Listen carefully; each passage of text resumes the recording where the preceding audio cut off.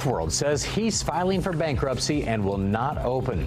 This comes 4 days after a Fox 35 investigation revealed that 31 sloths died in their care. We also just got this video from the Central Florida Zoo where 13 of those sloths were taken. Hey guys, it's me here, Comrade Lavender here, and I'm back with another YouTube video here. Today I wanted to talk about this problematic tourism attraction that's been making the headlines. Pure Evil Sloth World Orlando Files. Deep Dive. Capitalism. True Crime. etc. But before we get started, all my YouTube videos related to this topic will be on the screen right now if you would like to check them out, so let's get into this YouTube video topic. Loaded kennels full of sloths into the back.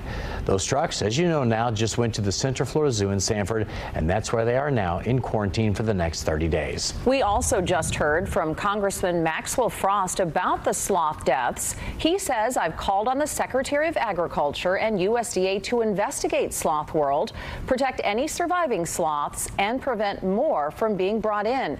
We cannot allow this to continue. Dozens of wild sloths die at Florida tourist attraction Sloth World. More than 30 wild sloths died after being captured in South America and transported to Florida for a new tourist attraction called Sloth World, according to state inspection and necropsy records.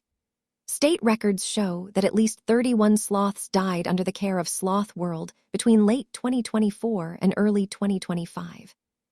The animals were imported from Guyana and Peru and held at a warehouse near Orlando's International Drive as the company prepared to open a conservation-branded visitor attraction. Let me remind you, if you have to import animals, it is not a wildlife conservation attraction. It's just a money-making scheme. It's just like how SeaWorld pretends to be about wildlife conservation, when in reality it started as a water-themed circus with abused orcas. They just wanted to rebrand their image after the Blackfish documentary, made their public relations image bad, and ticket sales plummeted. Same with Miami Sea Aquarium and SeaQuest with their false claims of wildlife conservation. Efforts to a disturbing discovery that has Central Florida family asking for their money back. Oh dear. 11-year-old Brendan Mark did not contain his happiness when his mom and dad surprised him in March with tickets to a new attraction in Orlando called Sloth World on International Drive. We got Sloth World tickets. I got a new watch. You can see his undeniable love for sloths captured in these pictures from over the years.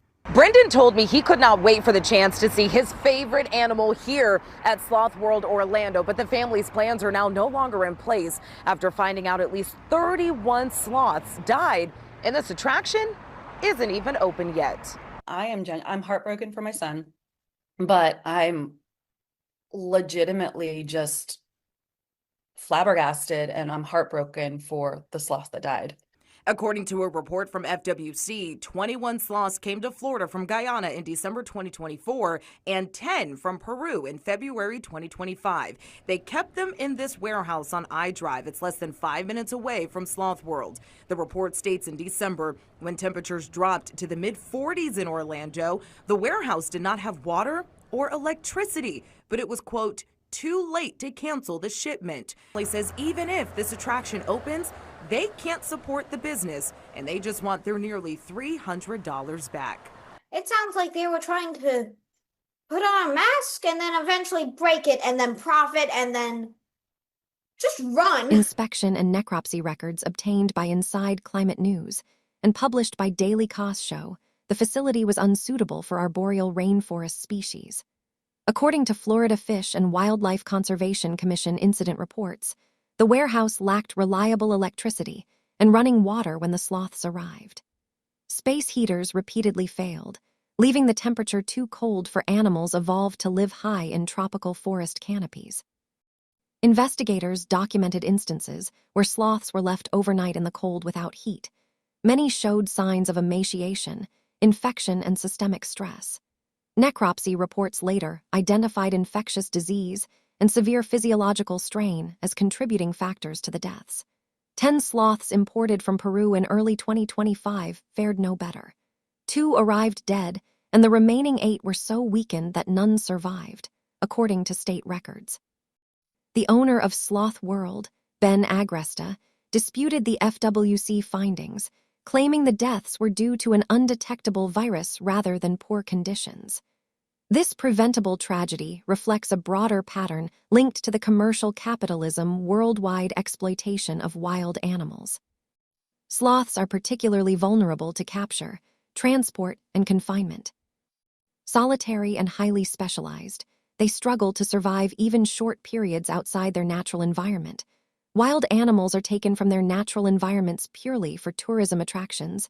Some other examples of this besides sloths are orcas, dolphins, and much more. And their captive homes often offer a limited quality of life to what they need to thrive.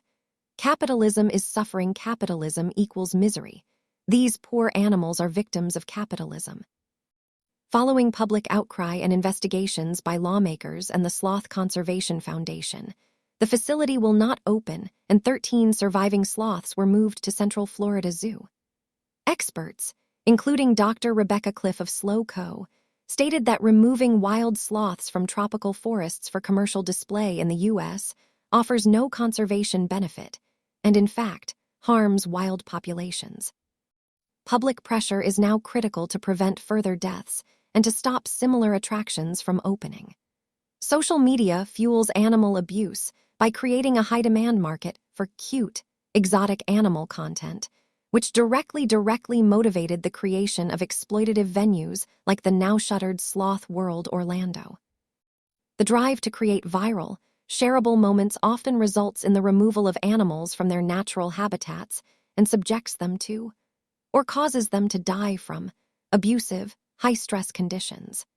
Many of these operations disguise themselves as sanctuaries, using social media to make consumers feel their visit is supporting conservation, when in reality they are operating as profit-driven roadside zoos.